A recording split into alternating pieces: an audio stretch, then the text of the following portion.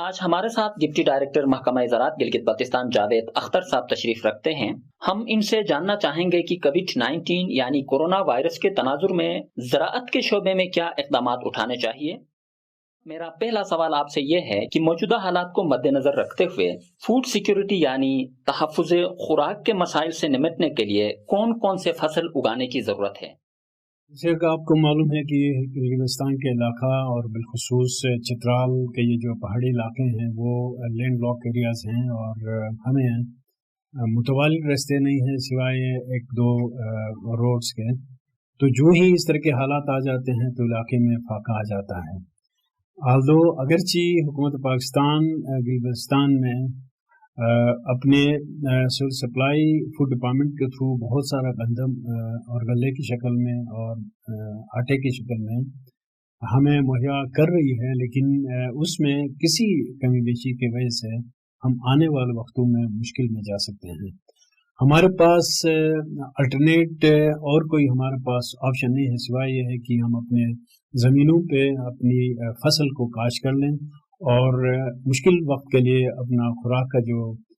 Reserve है, जो खुराक का जो स्टोर है, उसको हम बेहतर कर सकें। इस सिलसिले में क्योंकि हमारे गिलगित बल्तिस्तान के जो बालाई इलाके हैं या फसली इलाके हैं, यहाँ वहाँ अभी फसलात की काश्त शुरू हुई है, तो उन ज़मींदार काश्तकार बहन भाइयों से मैं गुजारिश कर लूँगा कि वो अपनी ज़मीनों पे गंदम और जौ और इसी के साथ साथ मकई वगैरह की काश्त कर लें ताकि मुश्किल वक्त के लिए उनके पास अपने खुराक का किसी हद तक बंदोबस्त हो। उसी के साथ साथ हमारे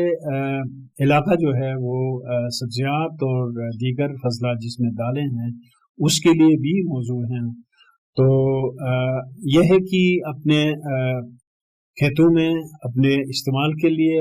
न सिर्फ अपने इस्तेमाल के लिए बल्कि मुकामी मार्केट के लिए भी वो सब्जियात की काश्त कर लें और दालों की काश्त कर लें, जिसमें बिलखुसूस मसूर की दाल है, मटर की दाल है, हमारी लोकल मटर की दाल है और इसी तरह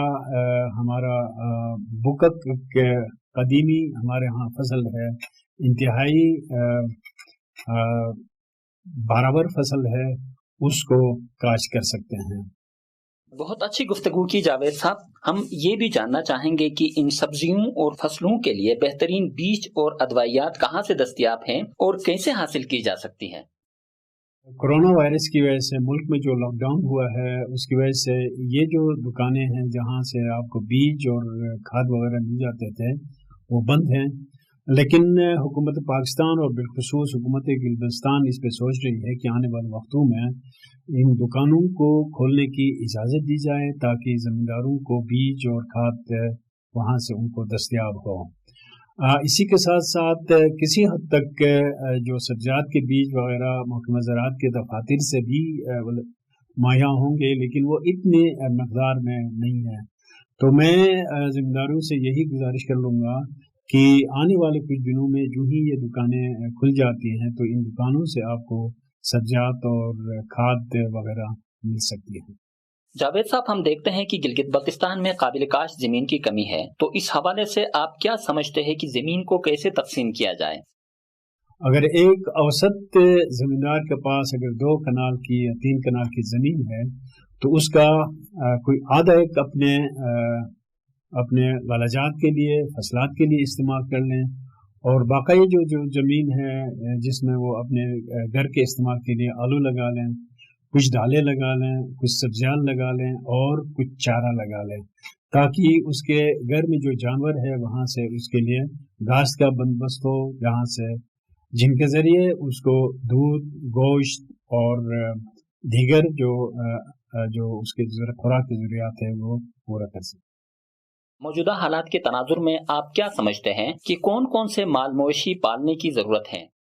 माल मवेशी हमारे ज़मींदार के घराने की एक लाजमी जुज़ है, क्योंकि वहाँ से उसके लिए फसलों के लिए खाद मिल जाता है और उसके घर की ज़रूरत के लिए रोज़ाना की बुनियाद पे उसको अंडे मिल जाते हैं, दूध मिल जाता है